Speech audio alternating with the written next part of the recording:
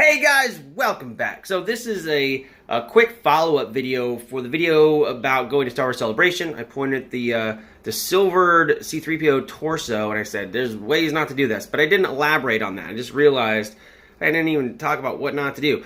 So we're going to take a look at that torso right now, and I'll show you some of what happened because I did it improperly. So let's look at that. Alright, so here we are. Here's the silver torso. I have not put the gold tint coat on it yet. And you can see it's really reflective. But you can see these little surface imperfections and stuff, like the wobbles. This is twofold. I'll get into that in a second. I also, up here, have some little dark spots in the silver on both sides here. And down here, there's this in here. It's kind of still hard to see on camera, even close, but there's some little speckles where the silver didn't take. And then like right here, there's a couple little dots. Again, very hard to see in camera, but when you're in person looking at it, it's a little easier to see. Let me see by my fingers here, the reflection, there's those little dots. Those are the kind of things that happen when you rush. And also, like along the sides here, there's some weird, like right here, see that little thing? These are issues that are caused because I chromed the entire torso and shoulders at the same time. I put everything together and sprayed the whole thing at once, which is a terrible, terrible, terrible thing to do. And I say that because basically when you are chroming something like this, one of the big things is that you don't want any of the sensitizer step to be left on the part. You want to spray the sensitizer, it sensitizes the surface, and then you want to spray off every little bit of excess sensitizer that you can. Now, when the whole costume is assembled like this, there are tons and tons and tons of nooks and crannies and places for that sensitizer to get stuck. And it won't come out until you start spraying your silvering chemicals onto the surface, which is bad, because when that happens, that's how you end up with these dark spots, because basically there was maybe a little sensitizer stuck up in these little cracks, and once you start spraying the silver, the surface tension will leach that over and you'll get these weird streaks and so forth.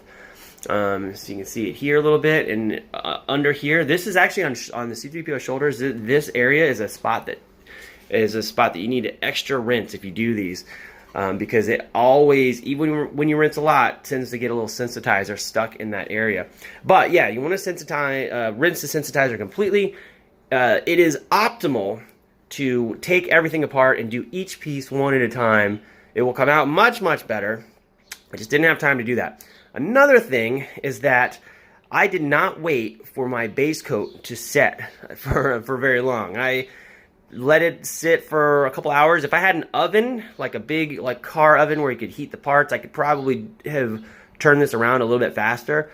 But I typically like to wait like 16 hours for the base coat before I do the silver. That's me. Some people do it faster. I've done it faster many times, but I think if I wait 16 hours, or usually next day, or like if I base coat early in the morning and then in the evening I do the silver, it will work okay. But when it's too much quicker, I start to get other issues. And some of it here, you can see these bubbles, these weird little ripplies. That is, and it's real bad on the shoulder here, they're sharper on the shoulder. That is because I do a heat pass with a torch. And when the stuff isn't completely cured and settled and it's still soft, when you heat the surface, if there's any tiny pockets that can let air out, it will let the air out underneath your base coat, and then it'll cause a little bubble in the base coat. So that's not good, because now this base coat is not attached to the actual part. Now it's going to probably be fine, maybe even for a long, long time before anything goes wrong, but you'll always have a little bubble, and this is a part that'll be prone to chip and pull away from the surface, which you do not want.